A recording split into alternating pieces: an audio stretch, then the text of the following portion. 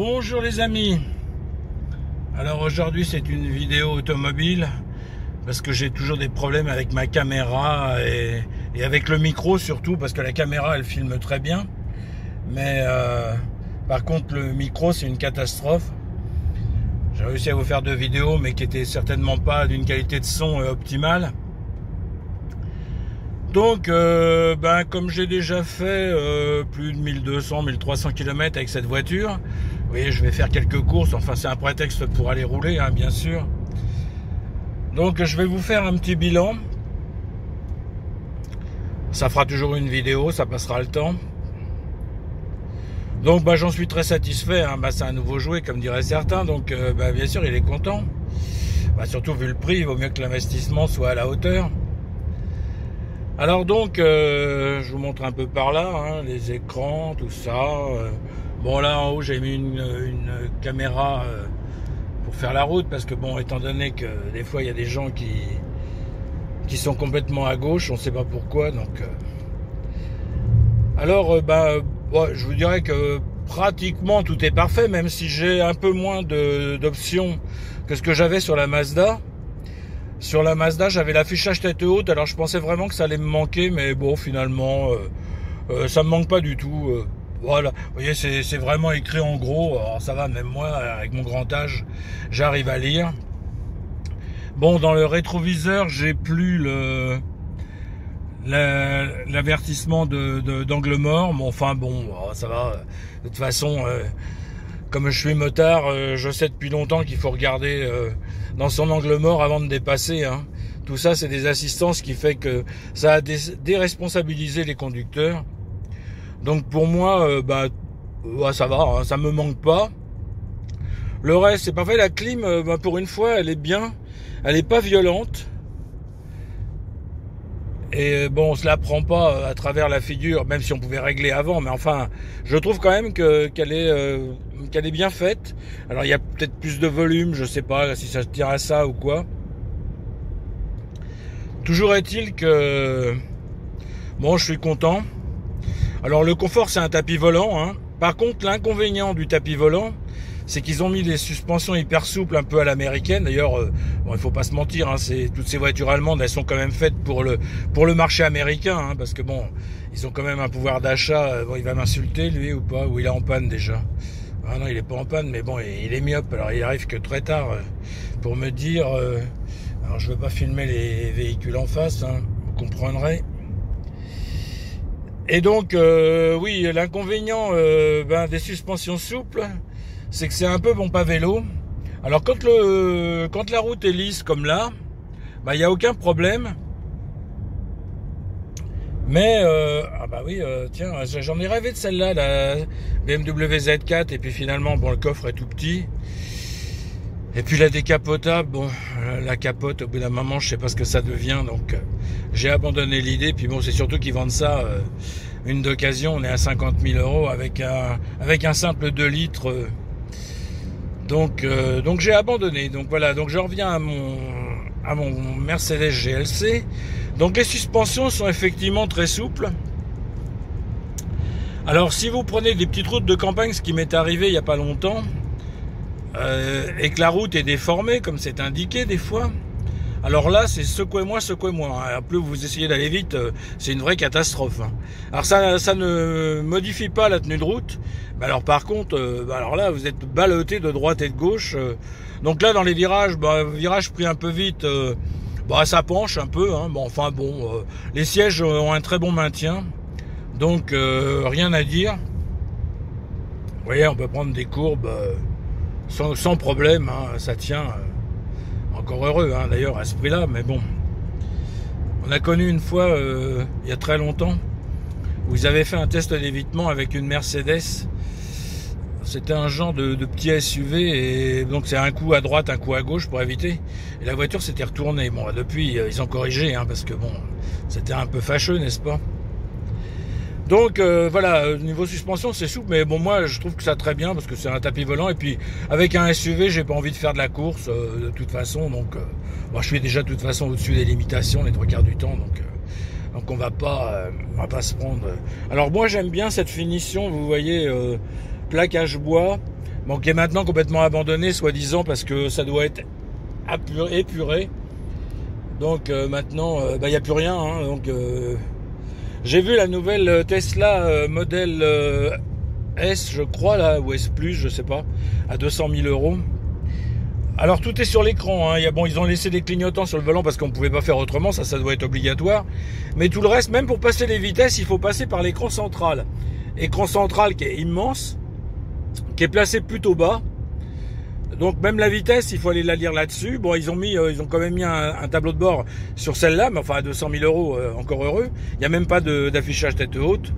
Donc vous voyez, bon, ces voitures-là. Donc Mercedes a tendance à faire pareil maintenant, à vouloir mettre un immense écran en bas là, au niveau de la console. Bon, ce qui à mon avis est une erreur. Tiens, hollandais. Et donc bon, bah moi ça me plaît moins, et puis en plus je préfère, vous voyez, avec la casquette sur le tableau de bord, ça permet quand même, bah je sais pas, ça habille la voiture, peut-être que je suis vieux, et puis, mais bon, l'écran posé carrément, vous voyez, comme là, bon là ça va, il est à peu près intégré, mais bon, quand ils vous mettent l'écran du tableau de bord, on dirait qu'il a été posé avec 2 vis, bon, c'est pas terrible. Bah, évidemment c'est pour limiter les coûts, hein, on sait bien que c'est pour ça, hein, c'est pas autre chose. Donc je vais m'arrêter un peu plus loin, et puis je vous ferai, une autre petite description, histoire de compléter la vidéo. Alors cette route là, je crois qu'elle va être fermée d'ici peu de temps, donc il faut que je regarde quand, parce que je me fasse pas piéger. Ouais, parce qu'à la campagne, quand ils ont décidé de faire des travaux, ils ferment la route, donc voilà. Allez, on se retrouve dans 2 secondes. Bon voilà, je continue, je suis arrêté, je continue ma petite vidéo. Alors là, je peux vous montrer, il y a que des champs, hein. Bon, je vais pas vous montrer sur le côté parce que c'est des poubelles par là-bas, mais bon, voilà, il y a que des champs. Alors donc, comme vous pouvez le voir, il me reste, j'ai fait 367 km et l'autonomie là-bas, en bas à gauche, ça fait 891. Ça veut dire qu'on peut faire 1250 km d'autonomie. Alors ça me met 5 litres 2 de moyenne. En fait, je l'ai vérifié entre 2 pleins et ça fait 5 litres 6. Alors 5 litres 6, vous voyez, quand les écolos viennent nous bassiner, avec la Mazda, je faisais 6 litres 8 en roulant à peu près pareil. Je suis pas à 80 non plus, hein.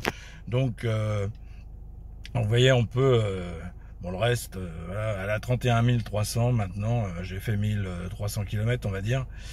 Donc ça c'est l'autonomie. Bon, ça c'est quand vous levez le pied, ça vous dit ce que vous avez économisé. Voilà, je viens de partir, alors donc j'ai fait 10 km en 15 minutes et je fais du 6 litres. Bon, c'est normal au démarrage, c'est normal que ça fasse ça, hein. Donc voilà, sinon bon, je vous parlais du bois là, j'espère que vous le voyez parce que j'ai pas branché la caméra. Alors niveau freinage, c'est bien, la pédale est un peu spongieuse, mais bon, moi ça me va. Bon, sachant qu'il faut quand même freiner les 1 tonne 8, hein, mais ça va, hein, ça, y a pas de problème. Alors que la pédale de la Mazda, c'était vraiment très dur, je trouvais. Alors je sais pas si ça venait à cause de récupération d'énergie. Toujours est-il que ben voilà quoi, ça c'est plutôt bien.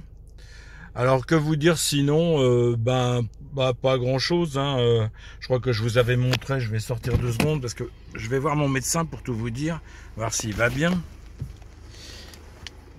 Alors bon, là vous avez une vue un peu plus complète. Je vais vous montrer l'arrière. Je sais pas si vous verrez grand chose pour l'arrière.